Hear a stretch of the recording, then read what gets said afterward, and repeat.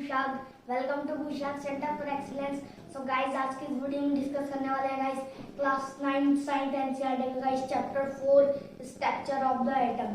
सो guys, पिछले chapter में हमने क्या पढ़ा था, एटम्स एंड मॉलिक्यूल्स के बारे में। सो गाइस, हमने पिछले चैप्टर में मॉलिक्यूल्स पूरा डिस्कस कर लिया था, फॉर्मूले भी उसके।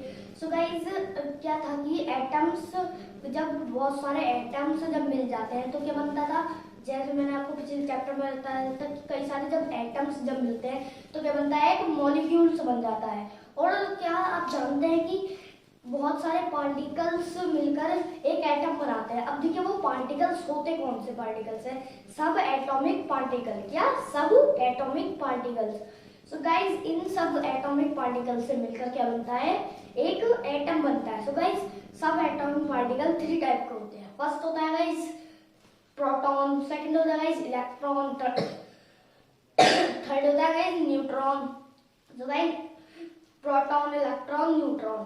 तो गाइस, देखिए कि हमारा चैप्टर है structure of atom. So guys, देखिए, चलिए देखते हैं स्ट्रक्चर ऑफ एटम।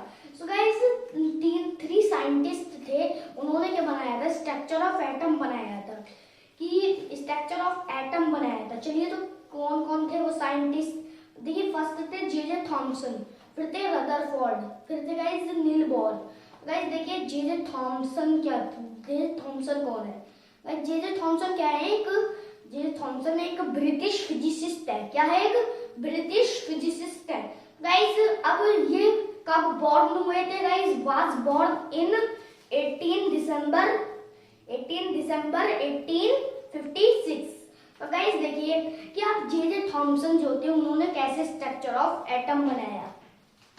देखिए गाइस, कैसे स्ट्रक्चर ऑफ एटम बनाया उन्होंने, जे थॉमसन ने।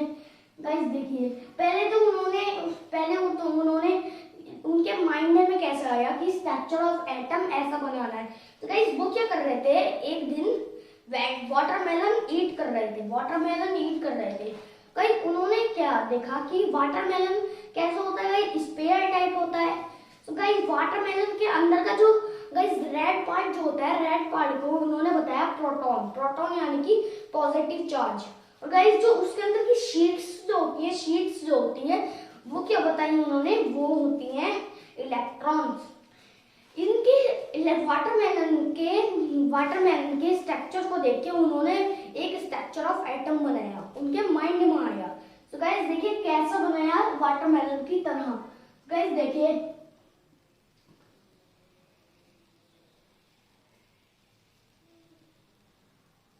गाइस इस टाइप का बनाया था उन्होंने स्ट्रक्चर।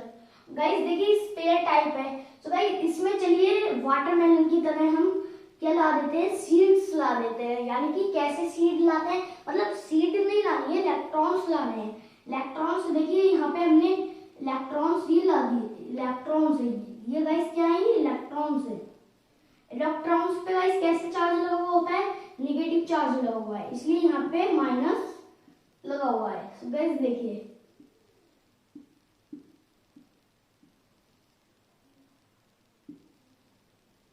गाइस देखिए, ये क्या है, ये सब इलेक्ट्रॉन्स है। और गाइस, ये जो स्पेयर देख रहे हैं गाइस, यहाँ पे स्पेयर देख रहे हैं, ये क्या है गाइस, ये है पॉजिटिव स्पेयर। ये क्या है गाइस, ये पॉजिटिव स्पेयर। और गाइस, ये क्या है, ये है गाइस इलेक्ट्रॉन्स। क्या है गाइस, ये इलेक्ट्रॉन्स है। गाइस ये है इलेक्ट्रॉन्स। गाइस देखिए, इलेक्ट्रॉन्स है ये। और गाइस, यहाँ पे क्या है कि ये जो प्रोटॉन्स जो है, प्रोटॉन्स क्या है, यहाँ पर कम है गाइस। उन्होंने पर उनका जो स्ट्रक्चर था, उनके स्ट्रक्चर के बारे में, एटम के स्ट्रक्चर के बारे में उन्होंने जे थॉमसन ने बताया कि ये क्या होता है, कि ये जो है सर्किल जो है, ये क्या होता है, बाहर का पॉजिटिव स्फीयर होता है। ये तो उन्होंने बताया।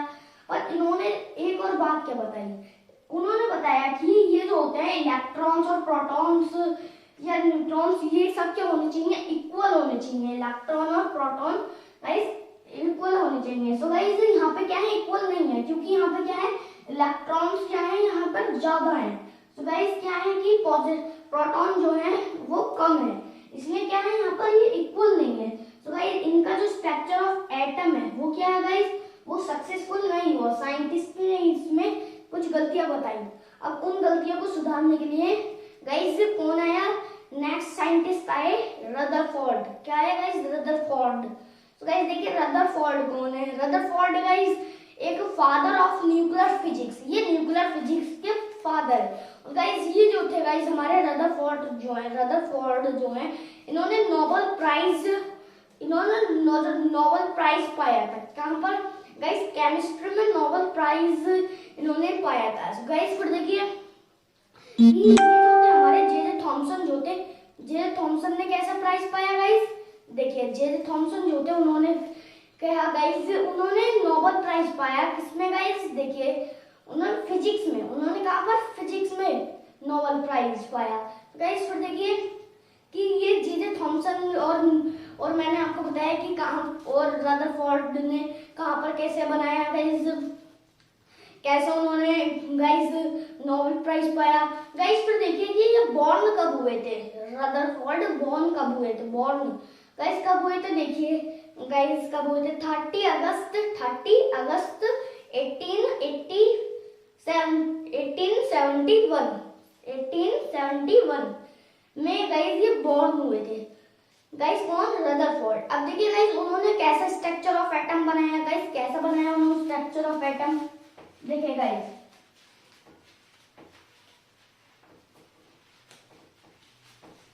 देखिए कैसा बनाया उन्होंने स्ट्रक्चर ऑफ एटम। गाइस उन्होंने बनाया कुछ इस टाइप का स्ट्रक्चर ऑफ एटम बनाया उन्होंने। गाइस देखिए इस टाइप का स्ट्रक्चर ऑफ एटम बनाया उन्होंने। देखिए गाइस और गाइस देखिए और गाइस किस लिए स्ट्रक्चर ऑफ एटम किस लिए बनाया था उन्होंने? जो गाइस जे थॉमसन की जो गलतियां थी उन्हें सुधारने के लिए।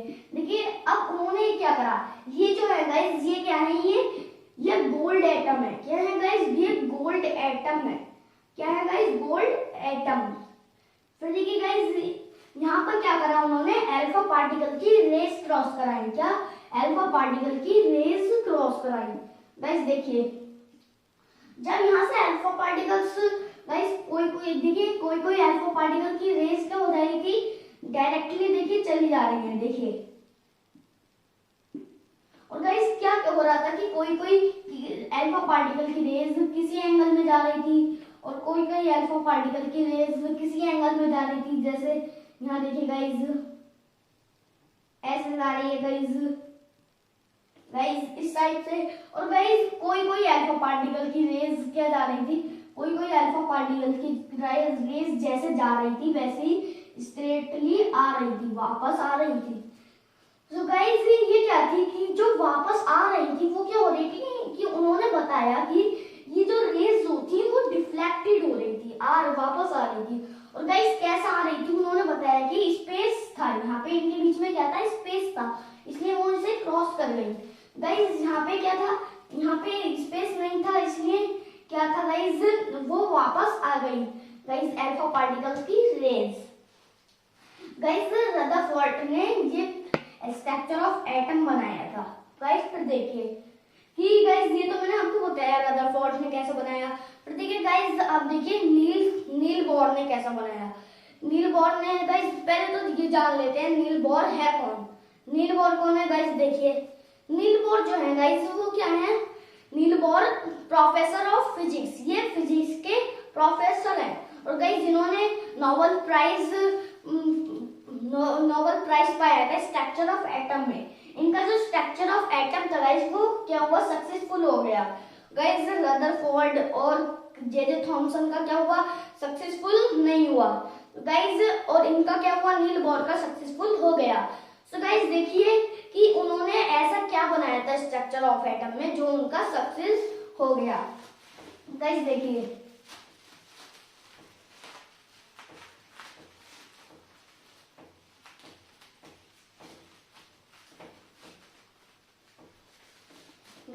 कैसा बनाया था उन्होंने स्ट्रक्चर ऑफ एटम। देखिए गाइस उन्होंने क्या था? यहाँ पे एक न्यूक्लियस है, ये क्या है? एक न्यूक्लियस और इस यहाँ पर गाइस यहाँ पर देखिए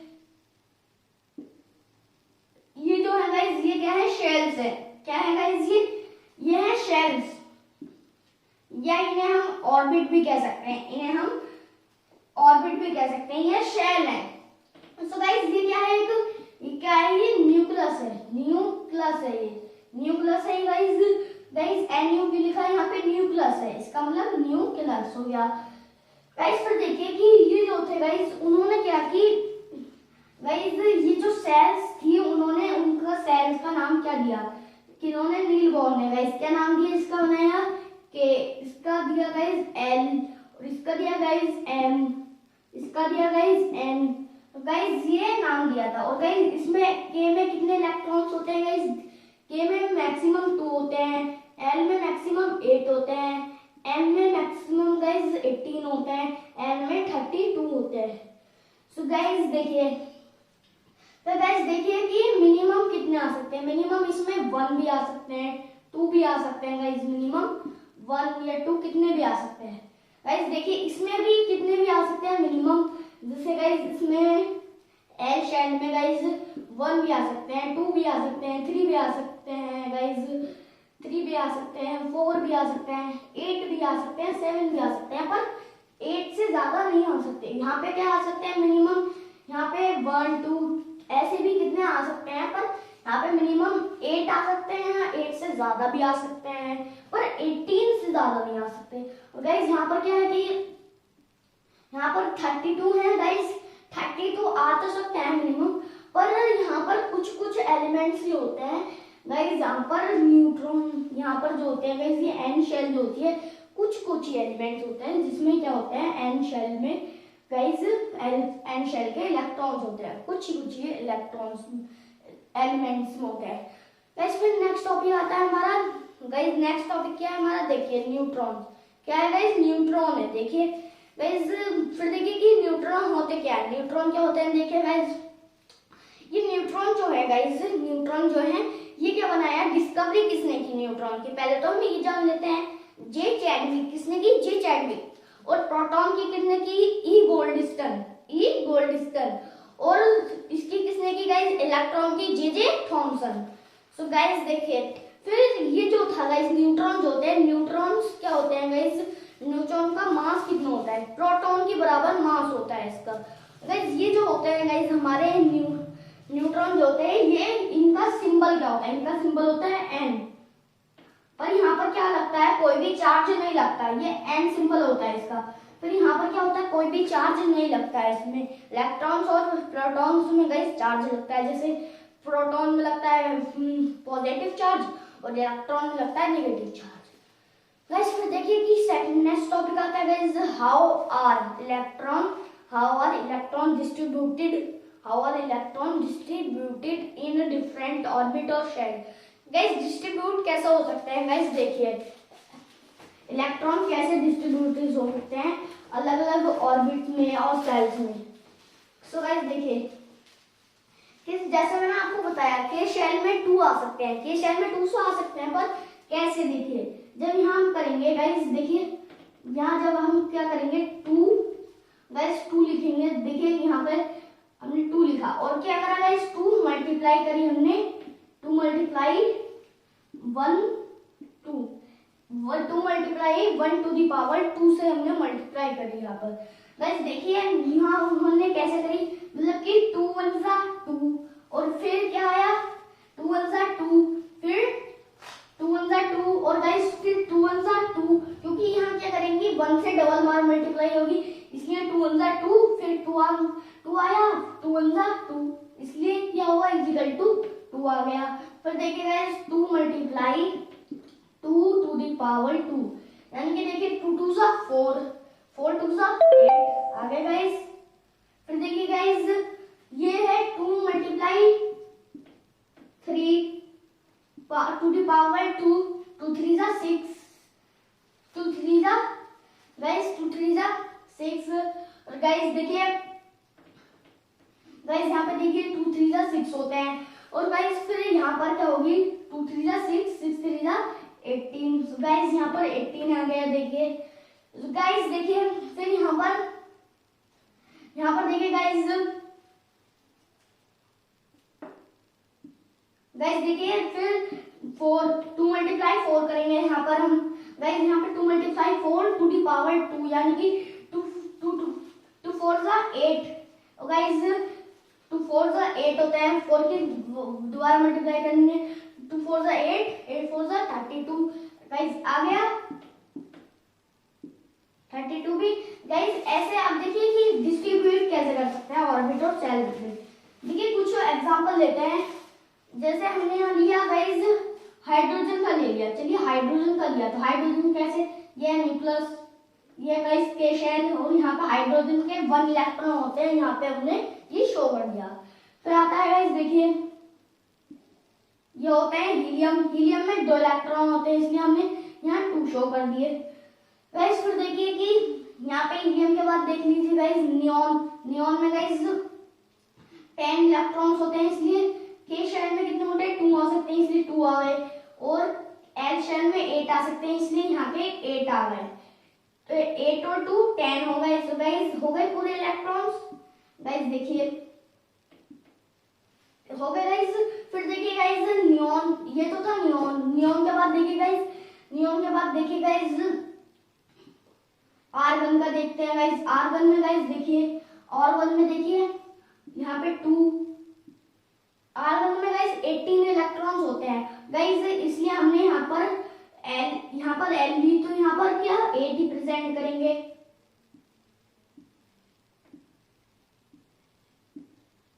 देखिए गाइस फिर आता है गाइस यहाँ पर एम शेल भी बनानी पड़ेगी हमें, क्या एम शेल भी बनानी पड़ेगी। देखिए गाइस एम शेल भी बनानी पड़ेगी, तो यहाँ पर एम शेल में भी 8 ही प्रेजेंट करने पड़ेंगे, कितने 8 ही करने पड़ेंगे एम शेल में भी। देखिए गाइस यहाँ पे हमने 8 प्रेजेंट कर दिए, तो ये 18 हो जाएंगे। सो गाइस देखिए ये तो कुछ एग्जांपल बताए कि कैसे डिस्ट्रीब्यूटेड कर सकते हैं हम। गाइस फिर देखिए गाइस अब वैलेंसी क्या होती है, जैसे मैंने आपको पिछले चैप्टर में बताई थी कि इसकी वैलेंसी होती है, इसकी वैलेंसी होती है। चलिए आज फिर से समझ लेते हैं वैलेंसी क्या होती है, आपको और क्लियर हो जाएगी। सो गाइस देखिए किसी भी एलिमेंट्स की कंबाइनिंग पावर या कैपेसिटी को ही हम वैलेंसी कैसे कहते हैं। गाइस जैसे हाइड्रोजन है, हाइड्रोजन की वैलेंसी हो जाएगी 1, और गाइस हीलियम है, हीलियम की 0 होगी। और गाइस फिर देखिए कि हीलियम के बाद लिथियम है, लिथियम की 1 होती है वैलेंसी। बेरिलियम है, बेरिलियम की गाइस 2 होती है। और बोरॉन, बोरॉन की 3 होती है गाइस, बोरॉन। फिर कार्बन है, कार्बन की 4 होती है। और गाइस देखिए नाइट्रोजन है, नाइट्रोजन की गाइस 3 होती है। और ऑक्सीजन है, ऑक्सीजन की 2 होती है। ऑक्सीजन के पास देखिए गाइस फ्लोरीन है, फ्लोरीन की 1 होती है। और गाइस नियॉन है, नियॉन की 0 होती है, कितनी 0 होती है। फिर नियॉन के बाद देखिए गाइस फॉस्फोरस है, फॉस्फोरस की 3 भी होती है, 2 भी होती है। आर्गन है, आर्गन है गाइस, आर्गन की देखिए गाइस आर्गन की 1 होती है। ऐसे और भी बहुत सारे होते हैं गाइस, जैसे क्लोरीन है, क्लोरीन की 2 होती है गाइस। ऐसे और भी बहुत सारे होते हैं गाइस वैलेंसी एलिमेंट्स होते हैं जिनकी वैलेंसीज होती है। सो गाइस ये तो था वैलेंसी, जैसे मैंने आपको बताई। फिर आता है गाइस एटॉमिक नंबर और मास नंबर क्या होते हैं। एटॉमिक नंबर क्या होते हैं गाइस, एटॉमिक नंबर में गाइस देखिए एटॉमिक नंबर ऐसे नंबर होते हैं, एटॉमिक नंबर जो होते हैं गाइस ये सेम होते हैं। ये एटॉमिक नंबर क्या होते हैं, इनके जो एलिमेंट्स होते हैं वो क्या होते हैं, सेम होते हैं एटॉमिक नंबर के। गाइस फिर देखिए कि ये क्या होते हैं guys, to the number of proton in the nucleus and in its atom. So guys किसके, गाइस ये प्रोटॉन के नंबर सेम नहीं होते, पर इसके नंबर सेम होते हैं। तो गाइस प्रोटॉन के नंबर होते कहाँ पर है, न्यूक्लियस में होते हैं। किसके, ये जो होते हैं एटॉमिक नंबर, इनके ही एटम के न्यूक्लियस में होते हैं नंबर ऑफ प्रोटॉन। गाइस फिर देखिए कि ये जो होते हैं ये डिनोट किए जाते हैं, क्या किया जाता है गाइस, डिनोट किए जाते हैं किससे, बाय जेड, किससे, बाय जेड। सो गाइस देखिए जेड से कैसे, चलिए कुछ एग्जांपल लेते हैं। एग्जांपल हमने लिया गाइस हाइड्रोजन, हाइड्रोजन का कितना होता है गाइस, हाइड्रोजन का यहाँ हम क्या लिखेंगे गाइस, Z लिखेंगे, और Z इज इक्वल टू 1 कर देंगे, Z इज इक्वल टू 1 कर देंगे। सो गाइस क्योंकि क्या होता है कि एटॉमिक नंबर कितना होता है गाइस, हाइड्रोजन का 1 होता है। फिर देखिए गाइस मास नंबर कितना होता है, मास नंबर 1 होता है, मास नंबर सॉरी 1 नहीं, सो गाइस मास नंबर नहीं, एटॉमिक नंबर कितना होता है, 1 होता है। गाइस देखिए फिर कार्बन है, कार्बन का कितना होता है गाइस, कार्बन का 6 एटॉमिक नंबर होते हैं। गाइस फिर देखिए कि हम मास नंबर क्या होता है, मास नंबर क्या होता है, इसके जो एटम्स होते हैं मास नंबर के वो इक्वल होते हैं to the number of nucleon, और गाइस न्यूक्लियन किससे, न्यूक्लियन के नंबर से सेम होता है। गाइस फिर देखिए कि इन द न्यूक्लियस, ये क्या होते हैं, ये कहाँ होते हैं गाइस, न्यूक्लियस में होते हैं। गाइस चलिए एग्जांपल ले लेते हैं गाइस, हाइड्रोजन है, हाइड्रोजन का यहाँ पे हमने एग्जांपल लिया गाइस, और गाइस हाइड्रोजन का नहीं लेते हैं, कार्बन का लेते हैं और इजीली समझ में आएगा कार्बन का आपको। तो गाइस देखिए चलिए तो गाइस ये जो होते हैं गाइस हमारे कार्बन जो होता है, कार्बन का कितना होता है गाइस, 12 मास नंबर होते हैं। कैसे होता है गाइस, ये कार्बन जो है, कार्बन के नंबर ऑफ न्यूट्रॉन कितने होते हैं, नंबर ऑफ न्यूट्रॉन 6 होते हैं गाइस। कितने और क्या होता है गाइस, नंबर ऑफ इलेक्ट्रॉन भी 6 होते हैं, इसलिए जब हम इन्हें प्लस करेंगे तो आएगा 12। गाइस कार्बन के कितने होते हैं गाइस, 12 मास नंबर। फिर आता है गाइस आइसोटॉप्स, क्या होता है, आइसोटॉप्स के एलिमेंट्स जो होते हैं वो सेम होते हैं, आइसोटॉप्स के एलिमेंट्स पर क्या है, ये एटम ही है पर इसके एलिमेंट सेम होते हैं, which have different mass number, इनके मास नंबर क्या होते हैं, अलग अलग होते हैं। गाइस फिर देखिए कि अब आइसोबार क्या होते हैं, ये तो था आइसोटॉप्स, ये क्या है गाइस, आइसोबार क्या होते हैं। गाइस देखिए क्या होता है आइसोबार, आइसोबार में क्या करते हैं कि आइसोबार के मास नंबर होते हैं सेम, पर ये क्या है, एटम है पर इनके मास नंबर सेम होते हैं, और which have different atomic number, इनके एटॉमिक नंबर क्या होते हैं, अलग अलग होते हैं। सो गाइस ये था आज का हमारा टॉपिक। सो गाइस अगर आपको हमारी वीडियो अच्छी लगी तो प्लीज ज्यादा लाइक करना, शेयर करना, कमेंट करना, सब्सक्राइब करना, गाइस बेल आइकन दबा देना। गाइस मिलते हैं नेक्स्ट वीडियो के साथ, गाइस बाय।